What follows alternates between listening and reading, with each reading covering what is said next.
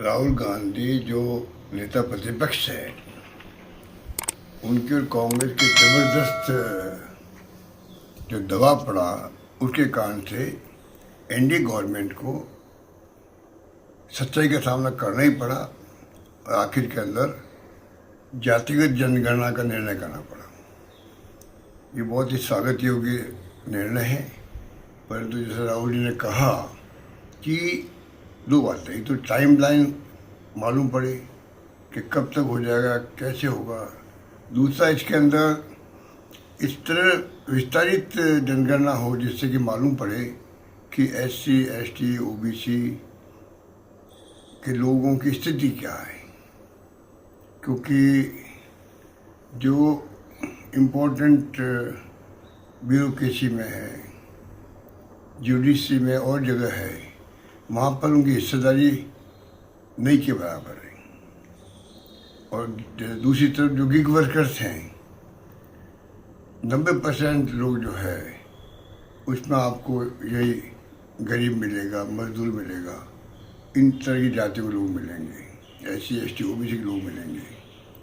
तो ये जो अभियान राहुल जी ने चलाया था, उसका मकसद ये था कि किस प्रकार से, ये तो पहला कदम हुआ है, अब आगे जो है 50% की भागीदारी जो है, वो जो राइडर है उसको ख़त्म करना पड़ेगा। पहले वो ख़त्म तो हो चुका है, जब एनडीए गवर्नमेंट ने 10% EWS को भागीदारी दी है आरक्षण के अंदर, तो 50% का राइडर तो उसी दिन ख़त्म हो गया था। और मुझे खुशी इस बात की है कि किसी ने उसका विरोध नहीं किया। SC ने, ST ने, OBC ने 10% का आरक्षण दिया, नई सोच के साथ दिया गया, क्योंकि पहले संविधान की जो मूल भावना थी उसके आधार पर वो फैसला हो नहीं पा रहा था। ये फैसला हुआ तो सबने एक प्रकार से स्वागत किया। तो आप सोच सकते हो कि देश में आम लोगों का मानस क्या है, चाहे SC हो, ST हो, OBC हो या जनरल कास्ट हो, सब लोग मिलकर रहना चाहते हैं। इसीलिए 10% आरक्षण का जो फैसला हुआ पार्लियामेंट के अंदर, तब किसी ने ऑब्जेक्शन नहीं किया। ये बहुत, मैं उसको स्वागत योग्य कदम मानता हूँ। उसी प्रकार से अब जो राहुल जी कहते हैं कि 50% का राइडर जो है वो तो ख़त्म हो चुका है, एक प्रकार से उससे आगे बढ़ना चाहिए, जिससे कि SC, ST, OBC के लोग भी उच्च पदों पे आ सके।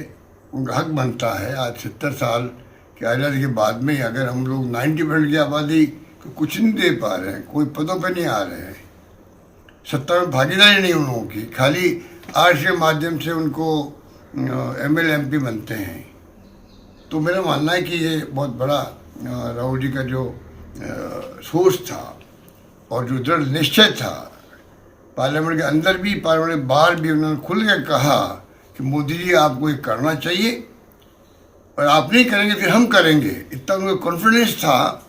उसकी जीत हुई है कल, मेरा मानना यह है।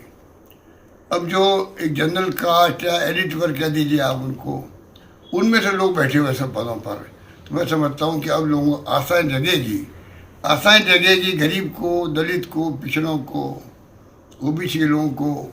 तो मेरा मानना है कि ये लोग जो है नए कॉन्फिडेंस से आगे आएंगे। शिक्षा के अंदर भी, विभिन्न क्षेत्रों के अंदर भी इनकी भागीदारी बढ़ेगी, तो आने वाले ज़माने के अंदर ये देश और मजबूत होगा। भारतवर्ष ये मजबूत होगा, एकजुट रहेगा और दुनिया की कोई ताकत जो है इसकी तरफ देख नहीं पाएगी।